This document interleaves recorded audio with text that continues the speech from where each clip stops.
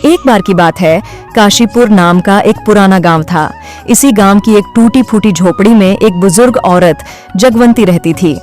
उम्र रही होगी कोई 70 के पार। उसका एक बेटा था श्याम और बहू का नाम था रत्ना। खाना वो तो जैसे उस घर में बुजुर्ग माँ के लिए बचता ही नहीं था।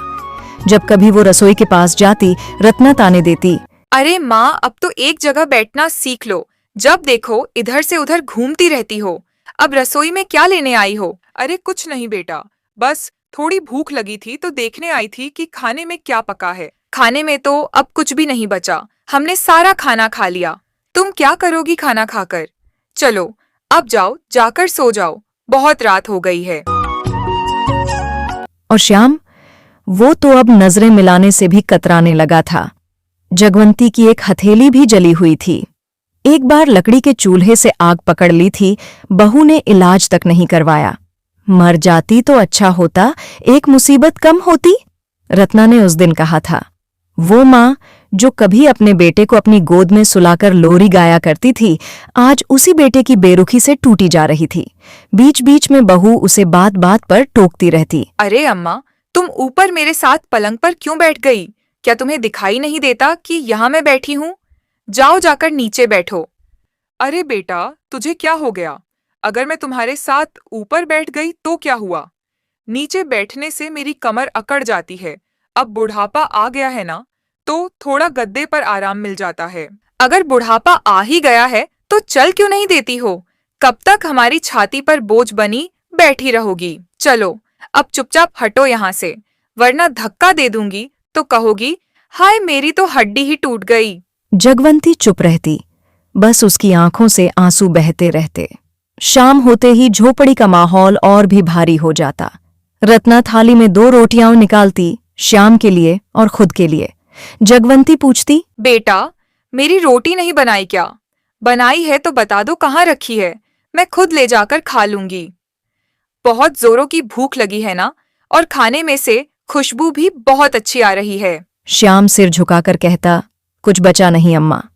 और रत्ना ठहाका मारकर हंस देती। जगवंती अब हर रात एक ही दुआ करती थी, काश मेरा वक्त करीब आ ही जाए, मुझसे अब और सहा नहीं जाता। काश मेरे बेटे और बहू को कभी वो तकलीफ न झेलनी पड़े जो मैं आज झेल रही हूँ। काश मुझे भी एक बार पेट भर खाना मिल जाए। एक दिन बहुत तेज बारिश हुई। झोपड़ी की छत टपकने लगी। श्याम और रत्ना पास के मंदिर में भाग गए। जगवंती को वहीं छोड़ दिया। भीगने को मजबूर, उसने भीगे कपड़ों में खुद को कोने में समेट लिया। तभी उसे बचपन की यादें आने लगीं, जब वो अपने बेटे को बरसात में भीगने नहीं देती थी। पर अब बेटा था मगर बेटा नहीं था।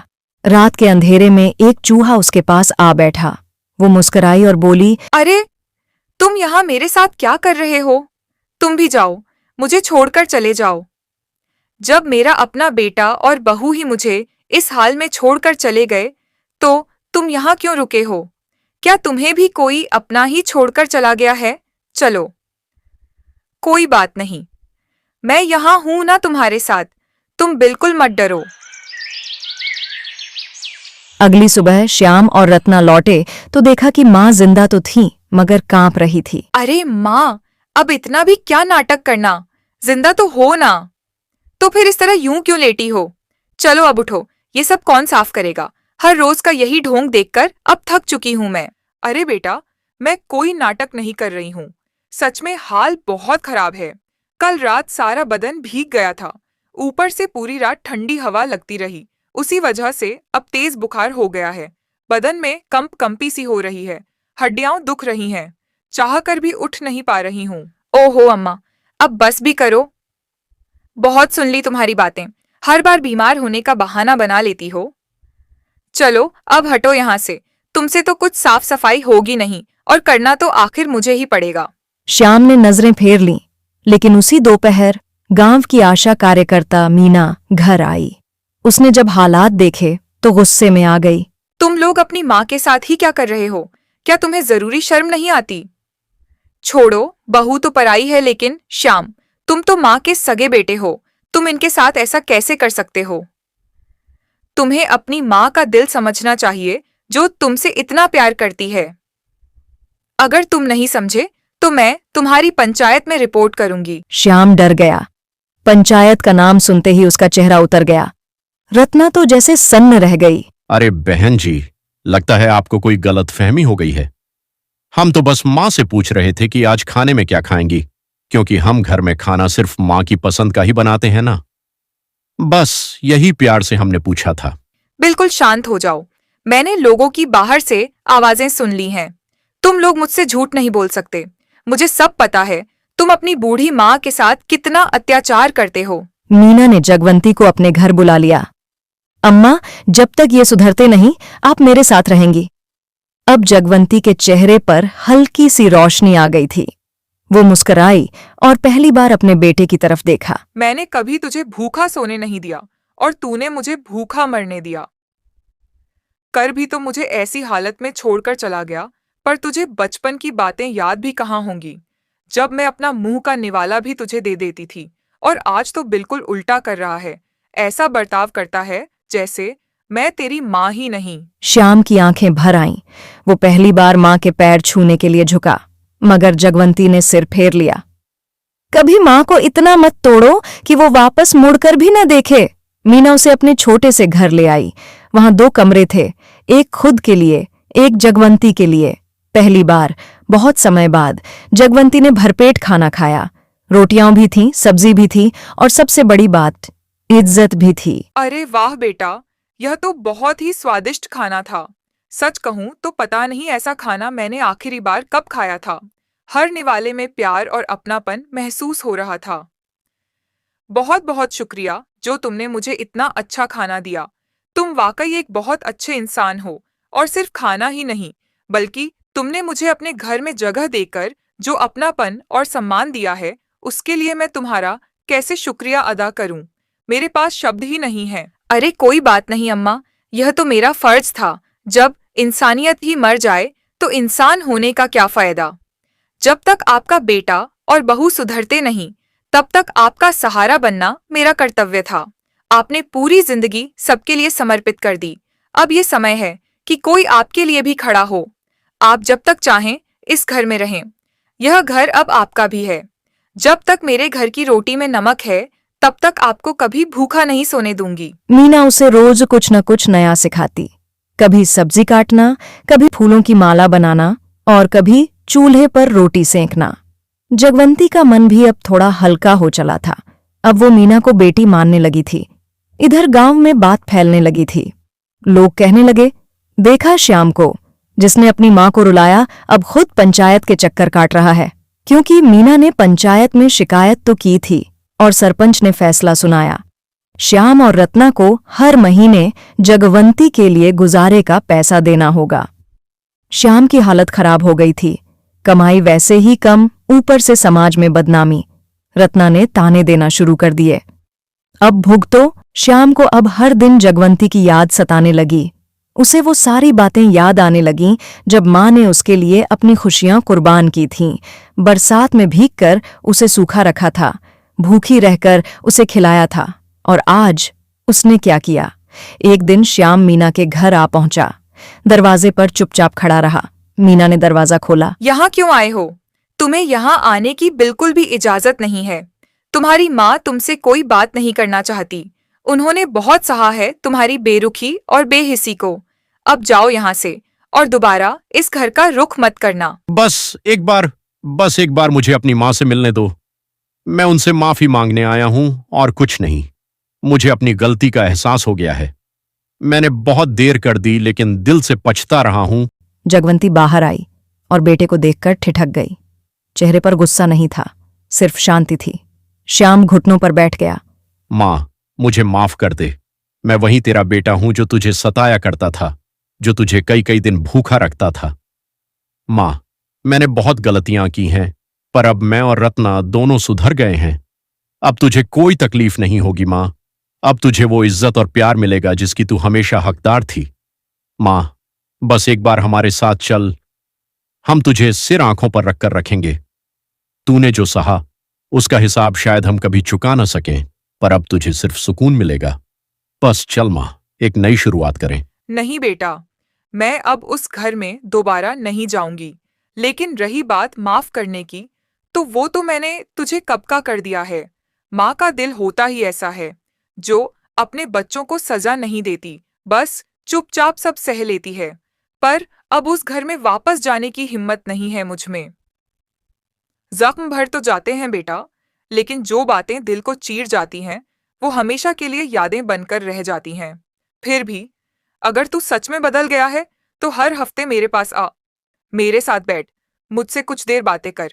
शायद तेरे साथ वो बीते लम्हे बांट कर मेरा मन हल्का हो जाए, और हो सकता है किसी दिन मैं फिर से तेरे साथ चलने को तैयार हो जाऊं। श्याम की आंखों में आंसू थे। मीना चुपचाप मुस्कुरा रही थी। कभी कभी जो माँ बेटे के बीच टूटता है, वो खून से नहीं, समझदारी से जुड़ता है। अब हर रविवार श्याम आता, रोटियां लेकर। जगवंती मुस्कुराकर दरवाजा खोलती। धीरे धीरे दोनों के बीच की खामोशी फिर से बातों में बदलने लगी। जगवंती अब अकेली नहीं थी, उसके पास मीना थी, उसका बदला हुआ बेटा था, और सबसे बड़ी बात, उसके पास अब इज्जत थी, जो उसे कभी अपने घर में नहीं मिली थी। समय बीतता गया। श्याम अब हर रविवार आता, कभी माँ के लिए मिठाई लाता। जगवंती अब पहले जैसी नहीं थी। अब उसकी आंखों में थकान की जगह सुकून था। मीना अब उसकी बेटी से कम नहीं लगती थी। एक दिन मीना ने कहा, अम्मा, पंचायत चाहती है कि आप गांव की महिलाओं को कुछ सिखाएं, जैसे अचार बनाना या पुराने घरेलू नुस्खे। जगवंती मुस्कुराई। अब कौन मुझसे कुछ सीखेगा मीना? मीना ने जवाब दिया, जो माँ इतना सहकर भी मुस्कुराना नहीं भूली, उसे सब कुछ सीखा जा सकता है। अब जगवंती गांव की महिलाओं के लिए मिसाल बन चुकी थी। हर हफ्ते औरतें उसके पास बैठतीं, कुछ अचार बनाने सीखतीं, कुछ अपने दुख सुनातीं। वो सबकी अम्मा बन चुकी थी। इधर श्याम और रत्ना में भी बदलाव आने लगा। रत्ना अब खुद खाना बनाकर लाती और कहती, अम्मा, ये खाना खास मैंने आपके लिए ही बनाकर लाया हूँ। घर में तो मैं आपको कभी अच्छा खाना नहीं देती थी। सच कहूं तो कई बार तो आपको कुछ खाने को भी ठीक से नहीं देती थी। लेकिन आज जब आपकी यादों ने मुझे घेर लिया, तो मेरे दिल में बहुत पछतावा हुआ। मैं जानती हूं कि मैंने आपके साथ बहुत गलत किया है, और यही सोचकर मैं बहुत शर्मिंदा हूं। इसीलिए आज मैं खुद आपकी पसंद की सब्जी बनाकर लाई हूं। देखिए ना, गर्मा गर्म रोटियां भी हैं और अलग अलग तरह की सब्जियां भी हैं, ताकि आपको किसी चीज की कमी न लगे। बस आप ये खाना खा लीजिए, और अगर हो सके तो मुझे माफ कर दीजिए। मैं अब सचमुच बदलना चाहती हूँ और आपकी सेवा करना चाहती हूँ, जैसे एक बेटी अपनी मां की करती है। बेटी, तूने आज जो किया है नन, उससे मेरा दिल भर आया है। जब तूने मुझे अपने हाथों से बना खाना दिया, और वो भी मेरी पसंद की सब्जियां, तो लगा जैसे बरसों बाद किसी ने मुझे अपना समझा है। तेरे लफ्जों में जो पछतावा है और तेरे हाथों की जो गर्माहट है, उसमें मुझे आज सच्चा प्यार महसूस हुआ। मैंने तुझे हमेशा अपनी बेटी माना है, और आज तूने साबित भी कर दिया कि तू सिर्फ बहू नहीं, बल्कि मेरी अपनी संतान है। मैं तुझे माफ भी करती हूँ और तुझे दिल से दुआ भी देती हूँ कि तेरे मन में ये प्यार और समझ हमेशा बनी रहे। मेरे पास बैठ जा, चल मिलकर खाना खाते। माहौल एकदम शांत था, सिर्फ चूल्हे में जलती लकड़ियों की आवाज आ रही थी। जगवंती ने धीरे से मीना का हाथ पकड़ा और बोली, बेटी, एक दिन आएगा जब मैं नहीं रहूंगी, तब मेरा ये छोटा सा कमरा, ये लोग और ये गांव तुम्हारे सहारे होंगे।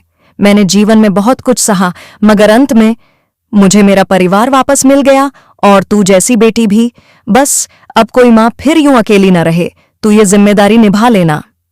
मीना की आंखें नम हो गईं। अरे माँ, आप ये सब क्या कह रही हो? अभी तो हमने आपके साथ खुशी खुशी रहकर आपके हर दुख को दूर करने की ठान ली है, और आप हैं कि फिर से ऐसी उदासी भरी बातें कर रही हो। माँ, हम आपसे बहुत प्यार करते हैं, बहुत ज्यादा। अब ऐसी बातें मत कीजिए जो हमारे दिल को दुखी कर दें। हमें अब अपनी हर गलती का एहसास हो चुका है। बस बेटा, अब जब मुझे मेरा बेटा और बहू वापस मिल गए हैं ना, तो ऐसा लग रहा है जैसे मेरा सारा सपना पूरा हो गया है। तुम लोग बस अपनी जिंदगी हंसी खुशी बिताओ, एक दूसरे का साथ निभाओ और एक दूसरे का सहारा बनो।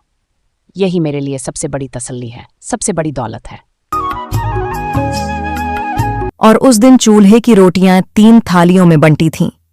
एक मीना की, एक श्याम और रत्ना की, और एक उस अम्मा की जो अब पूरे गांव की मां बन चुकी थी। माँ बाप का दिल कभी बच्चों से नाराज नहीं होता, सिर्फ टूटा हुआ होता है।